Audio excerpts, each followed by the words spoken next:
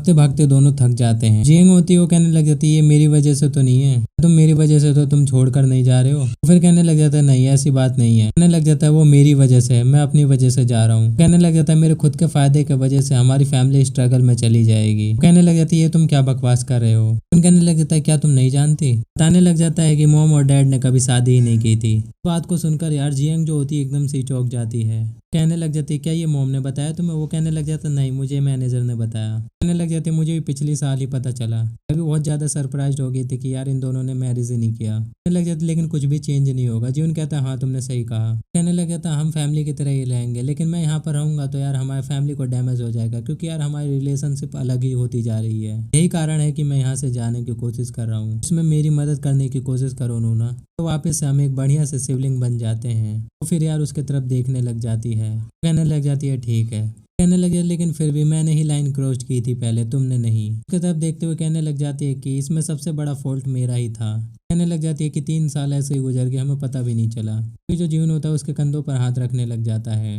देखते हैं जो इसकी बहन होती है वो रो रही होती है। कहने लग जाता है मुझे माफ कर दो। होते हुए गले लगाते और कहने लग जाती है तुम बहुत ही ज्यादा बुरे हो। वो भी कहने लग जाता है हाँ। हम देखते हैं रात का सीन जो कि उसकी मॉम भी खड़ी होती है। लग जाती है ये बाहर क्या कर रहे हैं। देखती है जीवन आ गया है लेकिन जियंग नहीं है। बताने लग जाता है कि वो जिम चली गई है, अकेले रहना चाहती है। देखते हैं सुंदर सुंदर फूल। उसकी मॉम पूछने लग जाती है तो तुम कब जाने वाले हो। और वो बताने लग जाता है अगले हफ्ते। मन में सोचने लग जाती है बहुत जल्दी है ये।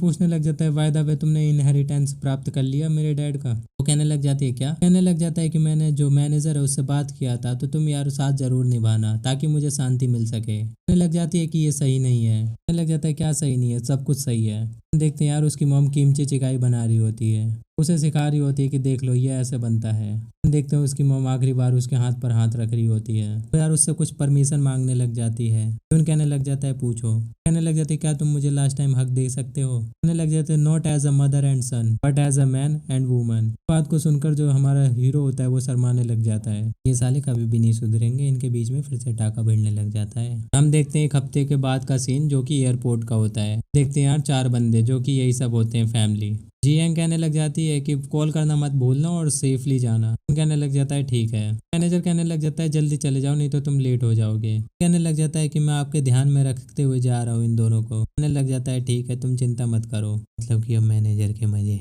देखते हैं यार जो जियंग होती है अभी भी रो रही होती है। जूनियर लास्ट टाइम बाय करके जा रहा होता है। देखते हैं भाई 7 साल के बाद का सीन। कोई लेडी यहाँ पर बैठी होती है, कुछ अनाउंसमेंट होता है लेडीज एंड जेंटलमैन। वो ये होती है शायद जीवन की मॉम, पर शायद किसी की वेडिंग चल रही होती है। देखते हैं यार जो जियंग होती है उसकी हो रही होती है शादी, और पता नहीं बगल में ये बंदा है कौन। भाई जियंग कितनी खूबसूरत लग रही है देख लो भाई। जियंग की मॉम बहुत ज्यादा खुश हो रही होती है। देखते हैं फिर से एयरपोर्ट का सीन होती है। वो कहने लग जाती है अब मैं बाहर जा रही हूँ मॉम। कहने लग जाते हॉस्पिटल जाती रहना चेक करवाने के लिए और अपना हमेशा ध्यान रखना। हंसते हुए कहने लग जाते हैं ठीक है तुम अपना भी ध्यान रखना और अपने पति का भी। भाई ये अभी तक जवान कैसे है इतनी। तेरी ये क्या, ये तो जियो नहीं है बे, कसम से मुझे भी नहीं पता था। तो कहने लग जाता ठीक है मॉम बाय। देखते हैं यार इसकी मॉम भी खुश हो रही होती है। देखते हैं कैफे का सीन। देखते हैं कोई बंदा बैठा होता है उसकी मॉम के साथ में, पूछ रहा होता है क्या जियंग चली गई। खुश होकर बोलने लग जाती है हाँ। देखते हैं भाई ये मैनेजर होता है। वो कहने लग जाता है मैं थोड़ा बिजी था इसीलिए वेडिंग को अटेंड नहीं कर पाया। जीवन की मॉम कहने लग जाती है कोई बात नहीं। मैनेजर कहने लग जाता है मैंने सुना कि तुम भी कहीं जा रही हो। कहने लग जाते गिलास रखते हुए हाँ। मैनेजर कहने लग जाता है फिर तो मुझे कुछ जगह देखनी चाहिए। वो मना कर देती है। कहने लग जाता तुमने मेरी पहले से ही बहुत ज़्यादा मदद कर दी है। कहने लग जाती है मेरे लिए बहुत ज़्यादा किया तुमने, उसके लिए thank you very much. Manager कहने लग जाता हाँ मैं कुछ समझ सकता हूँ। कहने लग जाती है टाइम देने के लिए धन्यवाद, क्योंकि आप बहुत ज़्यादा बिजी रहते हो फिर भी आपने मुझे समय दिया। फिर यार कुछ उससे पूछने लग जाता है। लग जाता है तुमने जीवन से कुछ सुना नहीं क्या। कहने लग जाती है नहीं। देखते हैं भाई घर का सीन। यार कोई कपल उनके घर को देखने आया होता है। मैनेजर तारीफ कर रहा होता है देखो कितना ओरिजिनली बिल्ट है ये घर। जीवन की मॉम की तारीफ करता है और कहने लग जाता है कि देखो इस मैडम ने कितना सवार कर रखा है सामान। उनकी मॉम कहने लग जाती है आप और भी जगह देख सकते हो। देखते हैं जो घर देखने आए होते हैं वो एक कमरे को खोलते हैं। कमरे को देखकर कहने लग जाती है लगता है ऐसा कि एकदम नया कमरा है। लेकिन जीवन की मॉम बताती है कि नहीं मेरा बेटा रह चुका है इस कमरे में।